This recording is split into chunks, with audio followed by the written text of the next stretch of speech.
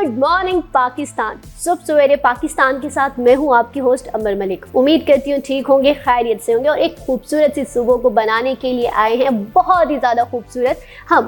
और जैसे कि आपको मालूम है कि हम इस खूबसूरत सुबह को बनाते हैं आपके लिए, बहुत सारे लेकर आते हैं ऐसे गेस्ट जिनसे आप मिलना चाहते हैं, जिनसे आप बात करना चाहते हैं और जिनकी पर्सनल लाइफ के बारे में आप जानने में भी इंटरेस्ट रखते हैं। और ख़ास तौर पर वो फीमेल जो कि घर पे बैठे हुए मेरे शो को एंजॉय कर रही होती है, लेकिन उसके साथ साथ वो चाहती हैं कि अंबर भाई कुछ टिप्स भी तो होनी चाहिए, कुछ ट्रेंडिंग क्या चल रहा है, क्या गॉसिप्स है, ये सारी चीज़ें भी तो होनी चाहिए। तो वो भी रखती हूँ मैं उन लोगों के लिए, आप लोगों के लिए स्पेशली, क्योंकि मुझे पता है आप लोगों का मुझे ख्याल होता है कि कहीं वो ख़वातीन जो घर में बैठी हुई हैं, साथ साथ काम कर रही हैं, साथ साथ नाश्ते बना रही हैं, साथ साथ अपने बच्चों को स्कूल भेज रही हैं या बहुत ज़्यादा काम कर रही हैं, तो वो कहीं बोर ना हो जाए, ये ना सोचूं कि अंबर हर टाइम पर्सनालिटीज़ को लेकर आती है, हमारे लिए कुछ क्यों नहीं लेकर आती।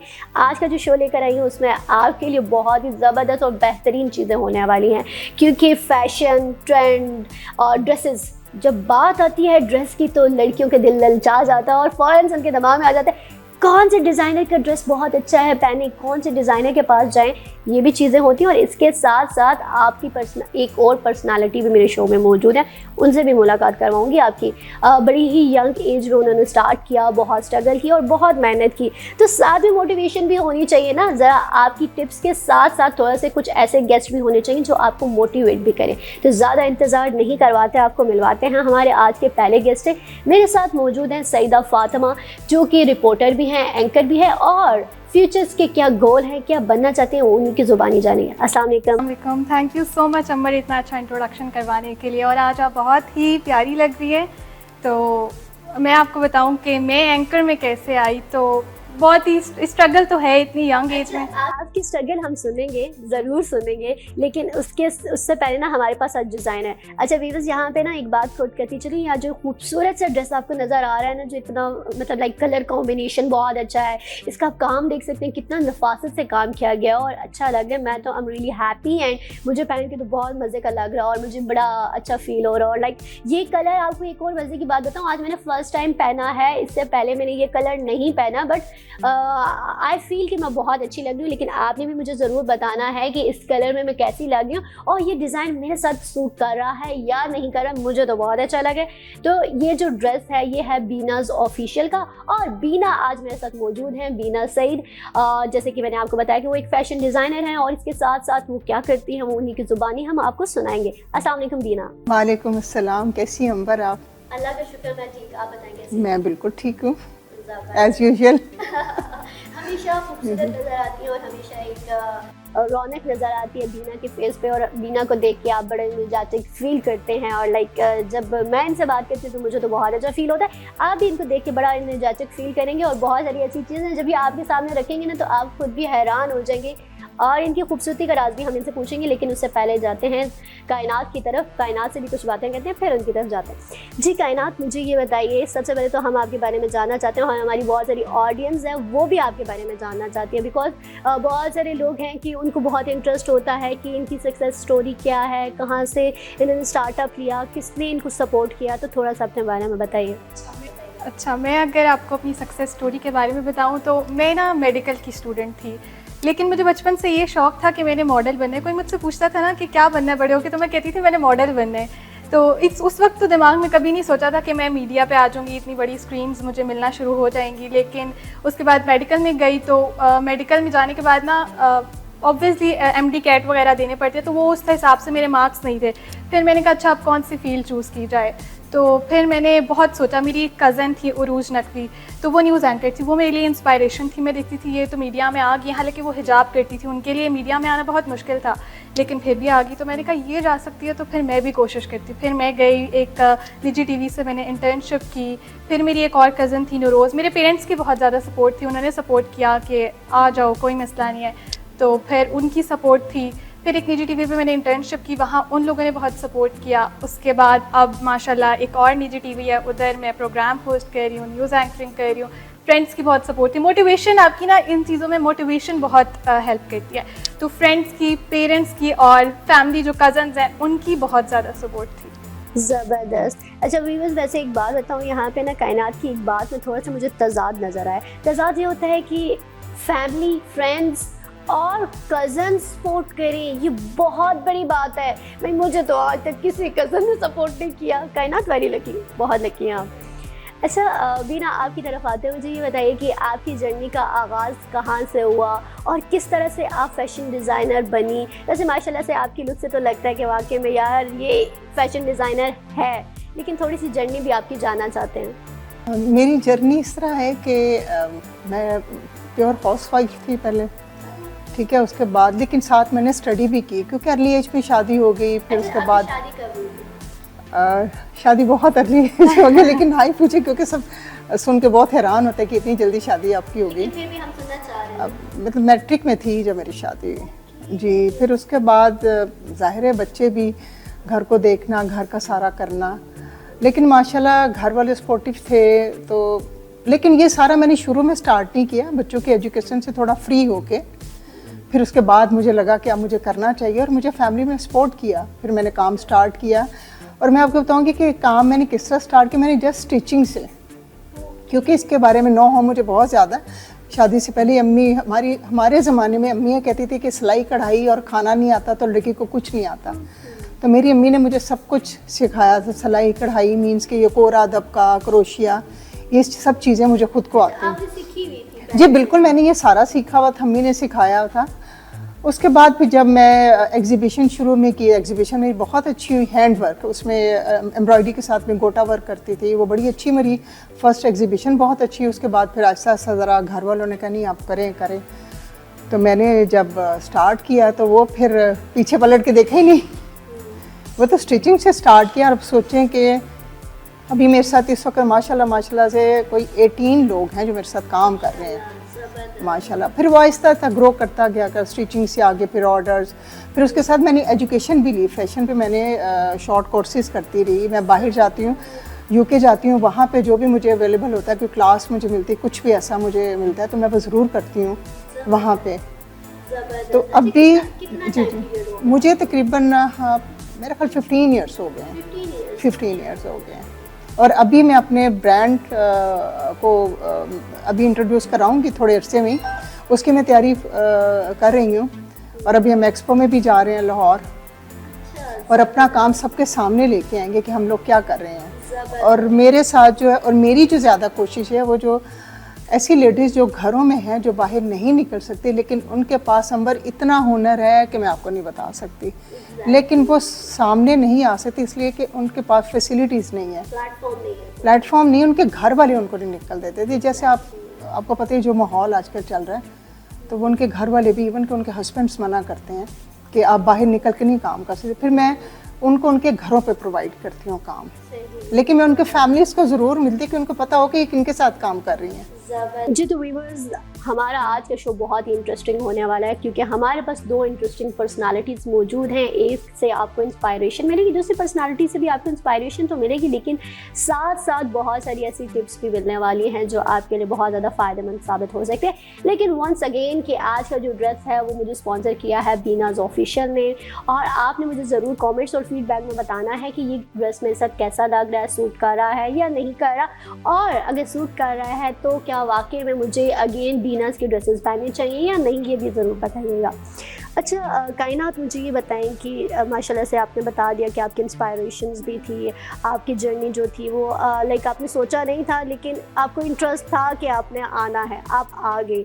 अच्छा मुझे बताएं कि कौन सी हर्डल्स हैं जो अभी तक आपको आ रही हैं और जो स्टार्ट में भी आपको आई?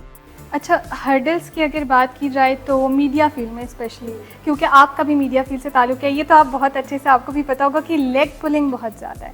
कोई अपने से आगे किसी और को नहीं देख सकता, सबसे ज़्यादा लेग पुलिंग है। लेकिन ये कि अगर आपकी सीनियर्स आपको सपोर्ट करें, तो आपके अंदर टैलेंट हो, वो सपोर्ट करें, तो आप आगे भी निकल जाते हो। लेकिन ये कि लेग पुलिंग बहुत ज़्यादा है, ख़ास तौर पर फीमेल्स में। फीमेल्स बिल्कुल एक दूसरे को अपने से आगे निकलता हुआ नहीं देख सकती। सेम मेरे साथ भी यही था कि फ़ीमेल्स हैं जो आपको आगे निकलता हुआ नहीं देख सकती। और फिर मेरे लिए ये एक मुश्किल थी, क्योंकि मेरी अभी स्टडीज़ कंप्लीट नहीं है, मैं अभी ग्रेजुएशन कर रही हूँ, मेरा अभी 7th सेमेस्टर है मैथ्स कॉम का, तो मैं उसके साथ साथ मैनेज कर रही थी सारा। जब मैं फर्स्ट सेमेस्टर में थी तब से ही मैं मीडिया फील्ड मैंने ज्वाइन कर ली थी, न्यूज़ एंकरिंग, और मैं तब से न्यूज़ एंकरिंग कर रही हूँ। तो ये है कि स्टडीज़ के साथ थोड़ा मुश्किल होता है, लेकिन मेरे मम्मा पापा जो हैं वो मुझे बहुत सपोर्ट करते हैं हर लिहाज से। जहाँ जाना हो मम्मा मेरे साथ होती है, पापा मुझे छोड़ने जा रहे हैं, लेके आ रहे हैं हर जगह। तो ये है कि अल्हम्दुलिल्लाह सब अच्छे से आसानी से हो गया। ज़बरदस्त। अच्छा अभी ना मुझे ये बताइएगा कि जैसे इनसे मैंने हर्डल्स का सवाल किया, तो डेफिनेटली आपकी फील्ड भी है, एक वसी है और बहुत कुछ हर दिन आपको एक नई चीज़ें सीखने को मिल रही होती हैं। तो कितनी मुश्किलात का सामना करना पड़ा अभी तक, और क्या चीज़ें अभी भी आपको चैलेंजेस हैं जो फेस करने पड़ रहे हैं? काफ़ी सारी हर्डल का मुझे सामना करना पड़ा। उसमें ये है कि सबसे पहले जो कारीगर हैं आपको वो बहुत तंग करते हैं, ठीक है। अब उसमें एक हमारी पूरी टीम होती है, मतलब उसमें फैब्रिक वाला बाइंग से लेके डाइंग है, स्टिचिंग है, उसके ऊपर काम अड्डा वर्क होता है सारा। लेकिन सब ही कोशिश करते हैं अपनी अपनी जगह पे थोड़ा थोड़ा तंग करने की, कि अब अगर आप फैब्रिक ख़रीदने जाते हैं ज़रा उसमें रेट्स का भी होता है, क्लाइंट्स के साथ कम्युनिकेट करना पड़ता है, रेट्स का उनको बताना पड़ता है, या उनके बजट के अंदर लेके आनी पड़ती हैं चीज़ें। फिर उसके बाद डायर जब डाइंग करते हैं उसमें अगर हमें एक दिन का कहेंगे तो 2 दिन लगते हैं। फिर उसके बाद काम के लिए जाएगा, स्केच बनेंगे, ऑब्वियसली एक बड़ा लंबा टाइम होता है। उसके बाद एंड पे जब वो स्टिचिंग के लिए आता है फिर उसमें कोई ना कोई 19-20 निकलती है। क्लाइंट अगर यहाँ पे अवेलेबल हो तो हम उनको ट्राई कराते हैं, और अगर वो बाहर अब्रॉड में हो तो वो फिर ज़ाहिर हम ट्राई नहीं करवा पाते। ये हमारे लिए थोड़ी सी मुश्किलात होती हैं, लेकिन अब काफ़ी हद तक ये सॉल्व हो गया ये मसला। अभी कारीगर भी समझ गए हैं कारीगर के नहीं हमें ये कोऑपरेट करना चाहिए, कोऑपरेट नहीं करेंगे तो फिर काम नहीं चल सकेगा। बीच में 2 दफ़ा मैंने काम छोड़ने का सोचा, क्योंकि ख़ास तौर पे जो मास्टर थे वो बहुत तंग करते थे, ठीक है। इनको एडवांस दे दें, उसके बाद इन्होंने काम नहीं करना, ये एकदम से उठ के चले जाएंगे। लेकिन काफ़ी सारी इसी तरह कुछ ना कुछ चलता रहता है हर वक्त। ये नहीं कि ये इस फील्ड में हर्डल नहीं, अभी भी हैं, चलती रहेंगी। यूँ जो नए फैशंस इंट्रोड्यूस होते हैं, कई नई चीज़ें आती हैं, आपको मटेरियल नया ऐड करना पड़ता है। फिर प्राइसेस जैसे आप देखें पाकिस्तान में दिन ब दिन सुबह में कुछ है, शाम में कुछ है, उसके अकॉर्डिंगली सब ने अपनी प्राइसेस बढ़ा दी हैं, ठीक है। लेकिन क्लाइंट को जब आप बताते हैं, एक मेजर जो है ना वो पार्ट क्लाइंट का है, वो इन चीज़ों को समझ नहीं पाते। वो उन्हीं चीज़ों में कि ये हमें इतने के नहीं, हमें इतने का मिलना चाहिए। लेकिन जब आप बताते हैं डिटेल के कपड़े की 50% प्राइस बढ़ गई है, डायर ने कर दिया, जो स्टिचिंग मास्टर उन्होंने काम बढ़ा दिए प्राइसेस, जो कोरे दबके का रेट है वो बढ़ गया। मैं आपको छोटी छोटी चीज़ें बता रही हूँ, अभी तो काफ़ी इसमें आती है, हर्डल्स आती हैं। तो ये क्लाइंट को भी थोड़ा सा समझना चाहिए, क्योंकि क्लाइंट वैसे माशाल्लाह आजकल बहुत होशियार है, उनको सब पता था, मार्केट में ज़्यादा प्राइसेस सबकी उनको पता होता है फैब्रिक की। लेकिन जब हमारे पास आते फिर थोड़ा इशू होता है कि नहीं ये इतने का नहीं, हमने तो फ़लाँ मार्केट में देखा था इतने का, हमने फ़लाँ मार्केट में देखे थे। लेकिन वो ये नहीं समझ पा रहे कि काम की क्वालिटी देखें, और फैब्रिक क्वालिटी, काम की क्वालिटी। और हमारा काम इस तरह कि हम फैब्रिक लेने से डाइंग तक, डाइंग के बाद स्केच, उसके बाद जो अड्डा वर्क हम करवाते हैं कारीगरों से, सैंपल बनने तक, फिर उनको दिखाते हैं कि अभी आप देख लें, इसमें जो भी आप करवाना चाहते हैं आप करवा सकते हैं। अगर काम कम है उसमें वो इंक्रीज़ करवाना चाहते हो तो हम उसी प्राइस में उनको इंक्रीज़ करके देते हैं। लेकिन ये उस वक्त तक है जब तक हमने पीस उनको अड्डे पे टांका हुआ, उसके अगर उतर जाते फिर हम कुछ नहीं कर सकते। हमारा काम इस तरह के डिटेल एंड जब सिल के आता है अड्डे से उतरता फिर उनको दिखाया जाता है। उसके बाद मेजरमेंट होती है, फिर स्टिचिंग होती है, फिर उनको ट्राई के लिए बुलाया जाता है, फिर उसके 3-4 दिन के बाद उनको डिलीवर होता है। और डिलीवर होने के बाद जो उनको कमेंट से खुशी होती है, वो 1 महीने की सारी थकन एकदम से ख़त्म हो जाती है। अच्छा कायनात, मुझे ये बताइए कि लाइक ज़िंदगी है, ज़िंदगी में बहुत सारे गोल्स होते हैं या बहुत सारे ख्वाब कह लें, ख्वाब होते हैं। तो ये बताएं कि गोल्स और ख्वाब मेरे ख्याल से 2 डिफरेंट चीज़ें हैं। ख्वाब वो हम देखते हैं, समटाइम वो पूरे होते हैं, समटाइम नहीं होते। और गोल्स वो होते हैं जिनके पीछे हम हाथ धो के पड़े होते हैं, भाई इनको करना ही करना है। तो आपकी ज़िंदगी में क्या गोल्स हैं और क्या ख्वाब है? ख्वाब भी मेरा यही है और गोल भी मेरा यही है कि अभी जिस फील्ड में मैं आ चुकी हूँ इसी में मैं सक्सेसफुल हो जाऊँ, इसी में मैं आगे जाऊँ, एक किसी बड़े अच्छे चैनल पे न्यूज़ एंकरिंग करूँ, जर्नलिस्ट बनूँ और अपने पेरेंट्स का नाम रोशन करूँ इसी तरह। क्योंकि मेरे पापा का भी बहुत शौक़ है कि मैं जर्नलिस्ट बनूँ। अब एकदम से तो बंदा हामिद मीर या वसीम बदामी भी नहीं बनता, सक्सेस होती है, मेहनत होती है। तो यही गोल है कि जो है एक अच्छी एंकर बनूँ, जिस फील्ड में आई हूँ इसी फील्ड को आगे परसू करूँ। तो यही है, बाकी सपोर्ट चाहिए होती है, वो डेफिनेटली। अच्छा होता है कुछ लोगों के इंटरेस्ट होते हैं कि वो कहते हैं कि यार अगर मैं बन रही हूँ तो मैं मॉर्निंग शोज़ करूँ या मैं टॉक शोज़ करूँ या न्यूज़, तो आपका क्या इंटरेस्ट है इन 3 चीज़ों में से? अच्छा, मेरा जो शुरू में जो मेरा था ना, वो न्यूज़ एंकर का ही था कि मैंने न्यूज़ एंकर बनना है। खबरें पढ़नी है। हाँ, बस खबरें, वो डमी वाला सीन था। तो लेकिन उसके बाद जब मैंने एक चैनल स्विच किया ना, तो उधर उन्होंने कहा कि आप रिपोर्टिंग करें। मुझे रिपोर्टिंग से बहुत डर लगता था कि मीडिया फील्ड से बाहर, मतलब ऑफिस से बाहर जाने वाला काम है, तरह तरह के लोग होते हैं, फील्ड में जाना है, कभी किसी जगह जाना है, तो मुझे वो चीज़ नहीं पसंद थी। लेकिन जब मैंने किया ना, तो मुझे रिपोर्टिंग ज़्यादा इंटरेस्टिंग लगी कि उसमें आपकी PR बढ़ती है, आपका कॉन्फिडेंस बहुत बूस्टअप होता है, आपको डिफरेंट लोगों से मिलने का मौका मिलता है। जबकि न्यूज़ एंकरिंग में आप सिर्फ स्टूडियो में बैठे होते हो और आके प्रॉम्प्टर लगा हुआ है, आपने सिर्फ न्यूज़ पढ़नी है। तो ये रिपोर्टिंग मेरे लिए बहुत मुश्किल थी। फिर रिपोर्टिंग के साथ मुझे यहाँ पर प्रोग्राम्स मिलना शुरू हो गए, तो मुझे लगा कि प्रोग्राम एंकर जो है ना, वो ज़्यादा अच्छी चीज़ है एज़ कम्पेयर टू रिपोर्टिंग और न्यूज़ एंकरिंग। मॉर्निंग शो हो गया, प्रोग्राम होस्ट करे, आपको कोई प्रोग्राम मिल गया, तो वो ज़्यादा अच्छी चीज़ है। ज़बरदस्त। अच्छा बीना की तरफ चलते हैं। बीना काफ़ी टाइम से सोच रही कि कब मेरे बोलने का टाइम आएगा, क्योंकि मैं देख रही हूँ आज फील की ना मेरी तरह बहुत बातूनी है, लाइक कहते हैं ना टॉकेटिव कहते हैं हम, तो वो भी मेरी तरह बहुत टॉकेटिव है। मुझे तो रात को भी सारे कह रहे होते हैं बहन बस कर दे, चुप कर जा, सो जा। और आजकल तो मुझे ना हर तरह से यही सुनने को मिल रहा होता है, भाई मॉर्निंग शो वाली है, ये इसने चुप नहीं करना है, इसने तो बोलते रहना है नॉन स्टॉप। तो बीना की बात वो है कि भाई वो डिज़ाइनर है और डिज़ाइनर भी सारा दिन बोलता रहता है, तो डेफिनेटली कि वो चुप नहीं रह सकते। तो मैं बीना के तासुरात देख के समझ गई हूँ कि वो चाह रही है कि अब मैं बोलूँ मुझे मज़ीद चुप ना रखा जाए। अच्छा बीना, कपड़ों के बारे में, ट्रेंड्स और फैशन के बारे में तो हम बात करेंगे, लेकिन उससे पहले थोड़ा सा आपकी पर्सनल लाइफ के बारे में जानते हैं। तो थोड़ा सा अपनी पर्सनल लाइफ के बारे में भी बताइए। काम के हवाले से तो आपने बता दिया, शादी भी बता दी, अपने लाइक बच्चों के हवाले से बताएं, और माशाल्लाह से बड़ी यंग हैं, बड़ी यंग एज में आपने शादी की, और माशाल्लाह से मुझे ये पहले बता रही थी सास नहीं है ये, और वो भी बहुत अच्छी वाली सास। आप बहुत अच्छी सास हैं। अच्छा बीना, आपके कितने बच्चे हैं? मेरे 4 बच्चे हैं जी। कितनी बेटियां? 2 बेटियां 2 बेटे, और सब मैरिड हैं? सब माशाल्लाह से मैरिड, और मेरे ग्रैंड चिल्ड्रन भी हैं। जबरदस्त, माशाल्लाह से बीना देख के लग नहीं रहा कि यहाँ के नहीं, मैं मेरा ख्याल में मैं अपने आप को कहती हूँ कि मैं दुनिया की लकीस्ट मदर में से मदर हूँ, कि मेरे बच्चों ने मुझे लाइक अ क्वीन रखा हुआ। तो बेटे, बहुएं, बेटियां, दामाद, अल्हम्दुलिल्लाह, अल्लाह का बहुत शुक्र। अच्छा वो एक आप कॉम्बिनेशन मुझे बता रही थी कि आपकी फैमिली के अंदर सारे कॉम्बिनेशंस चल रहे, तो वो मैं जानना चाहूँगी और हमारी ऑडियंस भी सुनना चाहेगी। अच्छा ये बीना की बड़ी इंटरेस्टिंग बात है कि इनके ना बच्चों की जो शादी वो बड़े कॉम्बिनेशन में हुई, तो वो बीना की ज़ुबान से सुनते हैं, थोड़ा सा बताइएगा। कॉम्बिनेशन में कि ये हमने कुछ नहीं ऐसा, इसमें हमारा कोई कमाल नहीं है, ये अल्लाह की तरफ से है। ये सब अल्लाह की तरफ से ब्लेसिंग होती है जो आपके ऊपर आपको मिलती हैं। अब जैसे बड़ा बेटा वो मेडिकल में ही थे, तो ज़ाहिर उनकी होता ना कोई दोस्ती जो भी है बहरहाल, तो माशाल्लाह से उसने बताया, तो हमने कहा ठीक है फ़ौरन, वो भी डॉक्टर, उनकी क्लास फेलो।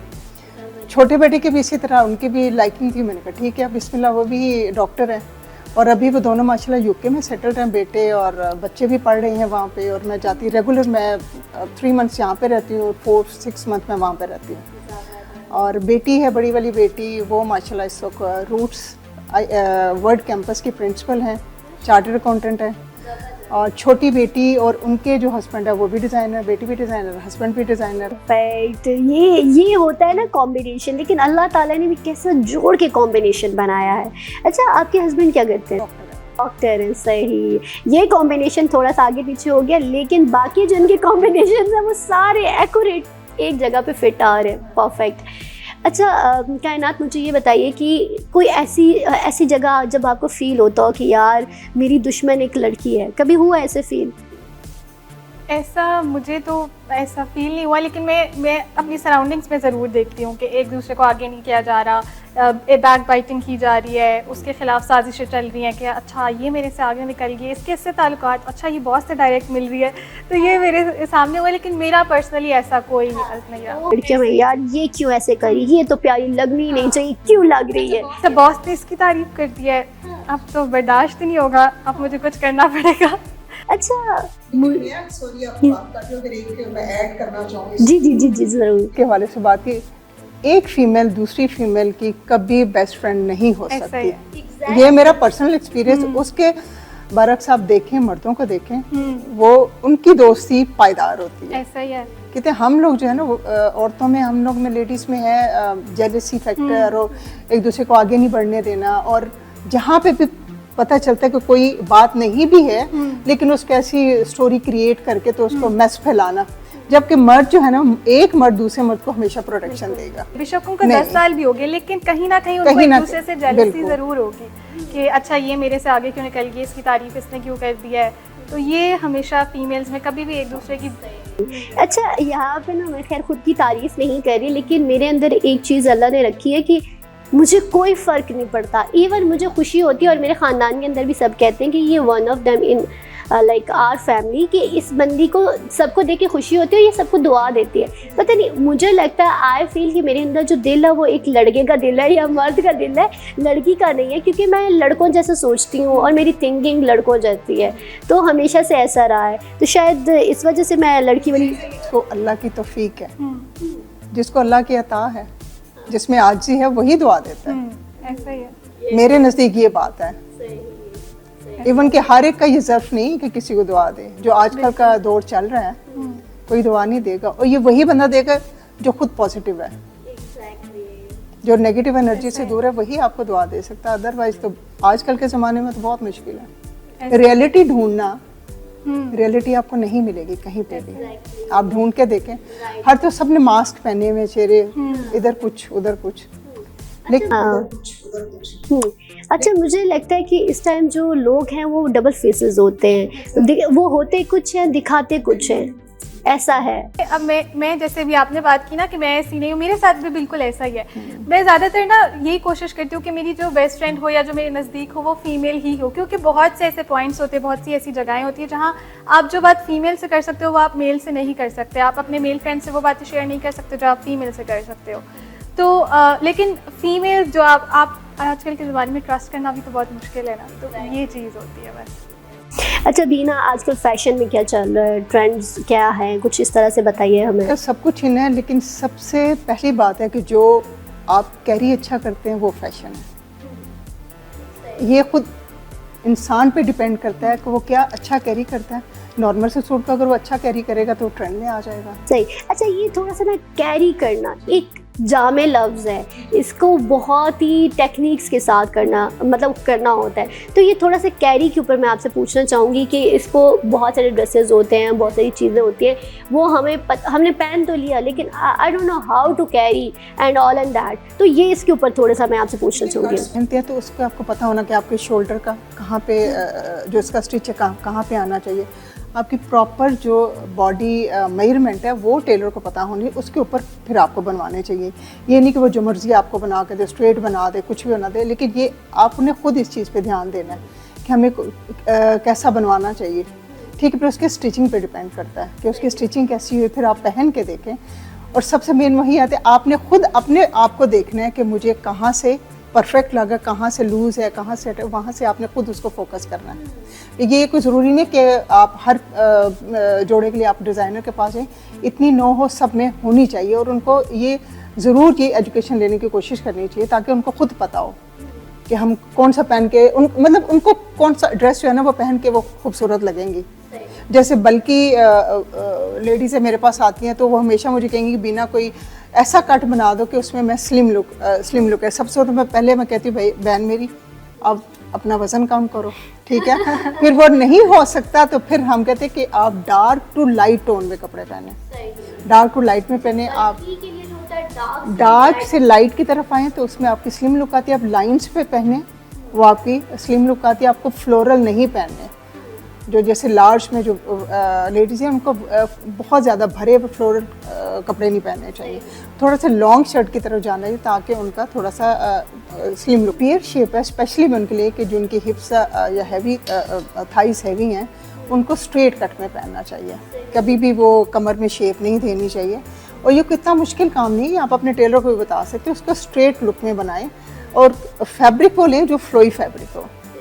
फ्लोई जितना फैब्रिक आप लेंगे उतनी आपकी स्लिम लुक आएगी, जितना आप हार्ड फैब्रिक लेंगे उसमें आपकी ब्रॉड लुक। अच्छा, थोड़ा सा हम आपसे जानेंगे फैशन के हवाले से, कलर्स बहुत मैटर करता है बहुत सारे लोगों के कॉम्प्लेक्शंस के साथ, बहुत सारे लोगों को देख के कि यार इनको ऐसा कलर पहनना चाहिए, तो इसके हवाले से क्या टिप्स देंगे आप? कलर देखिए, जो गोरा होना या सांवला होना ये तो सारी अल्लाह ताला की बनाई हुई है, लेकिन जो थोड़े से टैन है उनको अगर ये जैसे ना डार्कर टोन में पहनाया जाए तो उनको बहुत खूबसूरत लगे, क्योंकि उनकी एक कलर की वजह से उनके अंदर एक अजीब सी खूबसूरती उनके अंदर होती है।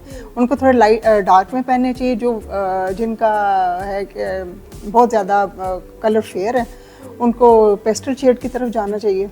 अच्छा, ज़्यादा फेयर वाले जो होते हैं वो पेस्टल शेड की तरफ जाएं। दिन के वक्त आप कोशिश करें कि आप डार्क टोन में पहने, जो नाइट के होते हैं, जो फंक्शन जो भी होते हैं उनमें आपको पहनने चाहिए पेस्टल शेड पहनने चाहिए। अच्छा, ये लाइट और डार्क कॉम्बिनेशन जो होते हैं इसके बारे में भी थोड़ा सा बताएं। लाइट कॉम्बिनेशन कौन से लोगों के साथ ज़्यादा अच्छा लगता है और डार्क कॉम्बिनेशन कौन से लोगों के साथ ज़्यादा अच्छा लगता है? जो फेयर है उनके साथ तो डार्क और लाइट दोनों चल जाते हैं, लेकिन जो थोड़े से टैन है उनके ऊपर भी डार्क और लाइट को मिक्स करके अगर पहना जाए, जैसे डार्क टोन में शर्ट है, लाइट टोन में ट्राउज़र है, या दुपट्टे को डार्क कर दें, बाकी लाइट टोन में ड्रेस कर दें तो अच्छा लगता है, खूबसूरत लगता है हमको भी। बाकी उसमें बहुत सारी चीज़ होती है, आपकी ज्वेलरी का भी उसमें है, मेकअप का भी हाथ होता है। अच्छा, ये ज्वेलरी के बारे में थोड़ा सा आपसे पूछना था। जैसे बहुत सारी फीमेल्स होती हैं, मैं उनको शादी में जाते हुए देखती हूँ, ये ऑलरेडी उन्होंने इतनी हैवी ड्रेसेस पहने हुए होते हैं, उसके ऊपर उन्होंने इतनी हैवी ज्वेलरी पहनी हुई होती है, मुझे तो उसको देख के ना वॉमिटिंग आ रही होती है। सॉरी व्यूअर्स, कहना नहीं चाह रही, लेकिन वो मुझे ऐसे, मेरी फीलिंग्स, मतलब मेरा पॉइंट ऑफ व्यू वैसे होता है। तो इस हवाले से आप क्या कहेंगे? ड्रेस जो पहन रही है उनको जस्ट उनको ना कानों में इयरिंग्स पहननी चाहिए, उसके अलावा ना उनको नेकलेस की ज़रूरत है, कोई उनको चौकर की ज़रूरत नहीं है। जस्ट नाजुक से इयरिंग्स पहने और बाजू में एक दो बैंगल पहननी चाहिए। साड़ी है, अगेन साड़ी के लिए इसी तरह आप उसके साथ स्टड पहने, कानों में स्टड पहनो, गले में नाजुक थी कोई स्ट्रिंग आप पहन लें, क्योंकि जब आपका ड्रेस हैवी है तो फिर आपको इतनी हैवी ज्वेलरी कैरी नहीं करनी चाहिए, क्योंकि वो ड्रेस के भी सारा ख़त्म हो जाता है उसका। जी एग्जैक्टली, सही। अच्छा, कायनात की तरफ आते हैं। माशा से कायनात आज आप बहुत प्यारी लग रही हैं, और ड्रेसिंग सेंस आपका कैसा है? क्योंकि ज़रा सा मैं भी साथ बैठी तो मैंने कहा चले आपसे भी पूछ लेती हूँ, क्या लाइक करती हैं आप, किस तरह की? अच्छा, अगर मैं अपनी फील के हवाले से बात करूँ ना, मेरी कोशिश होती है कि अब जो मैं ड्रेसेस वगैरह लूँ ना वो अपनी फील के हिसाब से ही लूँ। तो मुझे ज़्यादातर कोट्स, पेन कोट्स और इस तरह की ही चीज़ें पसंद होती हैं, तो मैं वही कैरी करना चाहती हूँ जो मुझे लगे कि मेरी फील के अकॉर्डिंग अच्छा लगेगा, मैं उसमें एंकर लग रही हूँ कि नहीं। तो ये कोशिश होती है। सही। और अच्छा, कभी घर से बाहर निकली हो तो मामा ने कहा बेटा ये नहीं ये पहनो, ऐसा कुछ होता है? बहुत दफ़ा ऐसे होता है अक्सर, क्योंकि माँ बाप तो माँ बाप होते हैं ना, उनको ये होता है अच्छा किधर जा रही हो, अच्छा फिर ये वाली ना पहन के जाओ, ये थोड़ी छोटी शर्ट है, ऐसा करो ये पहन जाओ, ये ज़्यादा सही लगेगा। फिर मैं कहती हूँ नहीं मम्मा आपको नहीं पता, ये फील में ये ज़्यादा अच्छा लगेगा, ये वो। तो ये है कि ऐसा होता है, काफ़ी दफ़ा ऐसा होता है। और अच्छा, बाबा की तरफ से भी सुनने को मिला या जस्ट मामा की तरफ से? बाबा की तरफ से इतना नहीं मिला, क्योंकि मेरे बाबा मुझे बल्कि खुद दिखा रहे होते हैं टीवी में, जब एंकर कोई बैठी होती है, ये देखो इसका कोट ऐसा लग रहा है, ये देखो। या वो खुद भी ऑफिस में काम करते हैं तो वो कहते हैं आज उस लड़की ने ना बड़ा अच्छा कोट पहना हुआ था, वो बहुत अच्छा लग रहा था। या कहीं मार्केट वगैरह जाएं अक्सर शॉपिंग करने तो वो कहते हैं ये वाला देखो ये अच्छा लग रहा है। उनकी तरफ से ऐसा नहीं है। अच्छा, माँ की होती है ना, माँ ये चाहती कि हम अपने बच्चों को बड़ा छुपा के, बड़ा उस तरह से पैम्पर्ड करके रखें ना, तो वो इसलिए भी होता है। अब अच्छा, मेरी मदर का बहुत ही है ना, अच्छा मेरी मदर हमेशा चाहती है मैं हर तरह के कपड़े पहनूं, लेकिन मैं वो कपड़े पहनूं जिनमें मैं खूबसूरत लगूं। वो हमेशा मुझे ऐसे लगी रहती है। मैं अपनी अम्मी को कहती, मैंने कहा आप ना एक काम कर लें, आप डिज़ाइनर बन जाएँ। मैंने कहा बड़ी अच्छी डिज़ाइनर बनेंगी आप। मैंने कहा फिर आप सही से मुझे बताती रहा करें ना, तो वो बड़ा होता है माओ का एक। नहीं, मेरा ये है कि मैं हर चीज़ में खुद, अगर मम्मा खुद ना बताए तो मैं खुद पूछती हूँ मम्मा ये वाला आज पहनूं, ये अच्छा लगेगा या ये कल अच्छा लगेगा। क्योंकि मेरी मम्मा जो है उनका सैलून भी था, तो अब नहीं है पहले था। तो ये है कि वो मेरी स्टाइलिंग वगैरह वो ही करती हैं, अक्सर मुझे बताती हैं ये इसके साथ ये वाला शेड लगाओ, ये वाले शूज़ पहनो। उनसे मैं उनकी ओपिनियन ज़रूर लेती हूँ। अच्छा बीना, कुछ मज़ीद भी थोड़ा सा फैशन और ट्रेंड के हवाले से बताइए, क्योंकि हमारा बहुत लिमिटेड सा टाइम है और हम चाह रहे हैं कि मज़ीद भी आपसे गुफ्तगू की जाए। मुझे ये बताइए कि एक तो आपने कलर भी बता दिए, ड्रेसेस भी बता दिए, अब हम जाना ये चाह रहे हैं कि आपकी जो कलेक्शन है उसमें क्या कौन कौन सी कलेक्शन आती है, किस तरह के ड्रेसेस होते हैं, क्या क्या। एक तो मैंने पहना हुआ है, ये बहुत ही यूनिक और पार्टी वेयर है बेसिकली ये, राइट? ऐसा ही है। और मज़ीद आप अपनी कलेक्शन के बारे में बता दें ताकि कोई भी ऑडियंस अगर आपके साथ कॉन्टैक्ट करना चाहे तो ईजीली कर ले। जी, हमारी कलेक्शन में है कैजुअल है, ready to wear, party wear, semi formal, formal, bridal, men's wear, फिर बच्चों के भी हम बनाते हैं, मदर एंड डॉटर। और अभी हमारी विंटर की कलेक्शन तो ऑलमोस्ट रेडी हो गई है। हाँ, और विंटर के लिए मैं थोड़ा सा ये बताऊंगी क्लाइंट्स के भी हवाले से कि कभी भी बहुत थिक मटेरियल मत लें, क्योंकि विंटर हमारे इधर पाकिस्तान में सिर्फ 2 माह के लिए होता है विंटर। बाकी 2 या 3 माह गर्मी है, सर्दी है, और बाकी जो 9 महीने हैं वो गर्मी के होते हैं। तो फैब्रिक ऐसा बाय है मीडियम सा कि जो बस उन 2 महीनों के अलावा भी आप उसको यूज़ कर सकें। जी बिल्कुल। और कायनात आपकी तरफ आते हैं, कायनात आप अपनी ऑडियंस को क्या पैगाम देंगी? मैं अपनी ऑडियंस को यही पैगाम दूंगी कि अगर आपका कोई ख्वाब है, आपका कोई गोल है, तो अगर आप सोचते हैं कि आप कर सकते हैं, आपके अंदर टैलेंट भी है, तो उसको ज़ाया मत करें। किसी का खौफ रखने की ज़रूरत नहीं है कि वो क्या सोचेगा, लोग क्या सोचेंगे। आप मेहनत करें, आप मेहनत करके आगे आएँ और जो आपका दिल करता है आप वो करें और अपनी लाइफ में कामयाब हो जाएं। Thank you. जी बीना, आपकी तरफ आएंगे। बीना, आप अपनी ऑडियंस को और स्पेशली अपने फैंस को क्या कहेंगी, और इसके साथ साथ आप अपने जो भी प्लेटफॉर्म्स हैं जहाँ से वो आपसे कांटेक्ट कर सकते हैं, बाय कर सकते हैं चीज़ें, वो भी बता दीजिएगा। जी, मेरा ये गोल है कि पाकिस्तान में जितनी भी लेडीज़ हैं वो जो काम करना चाहती हैं वो बाहर आएँ। ठीक है, इतना टैलेंट है पाकिस्तान में कि जिसकी हद नहीं है। उन तमाम औरतों को हमें मिल के सबको सपोर्ट करना चाहिए, वो बाहर आएँ और अपनी अर्निंग का वो ज़रिया बनाएं, क्योंकि अब वो पाकिस्तान में हालात नहीं है कि एक बंदा कमाए और 10 लोग बैठ के खाएं। तो इसलिए हर एक को अपना अपना पार्टिसिपेट करना चाहिए, और कोई काम छोटा या बड़ा नहीं है। जैसे मैंने स्टिचिंग से स्टार्ट किया तो अभी माशाल्लाह अल्लाह ताला ने इतनी इज़्ज़त दी, इतना काम हम लोग कर रहे हैं कि मेरे साथ 18 से 20 लोग मेरे साथ काम कर रहे हैं। तो मेरी तो यही कोशिश है कि जितनी दूर दराज की लेडीज़ हैं उनको मैं सामने अपने प्लेटफॉर्म पे लेके आऊँ और मिल के उनके साथ हम काम करें, उनको भी इंट्रोड्यूस कराएं, लोगों के सामने उनका काम लेके आएँ, क्योंकि उनको वो उजरत नहीं मिलती जिनकी वो हकदार होती हैं। और दूसरा ये कि जो भी पहने अच्छा पहने, जो आपको खुद को अच्छा लगता है वो आप पहने, और आपने किसी के लिए नहीं पहनना, आपने अपनी खुशी के लिए और अपने लिए आपने पहनना, कि जिससे आपको खुशी मिले, आप उसमें खूबसूरत लगें और खुश रहें और दूसरों को भी खुश रहने दें। ज़बरदस्त, थैंक यू सो मच कायनात, thank you so much Bina.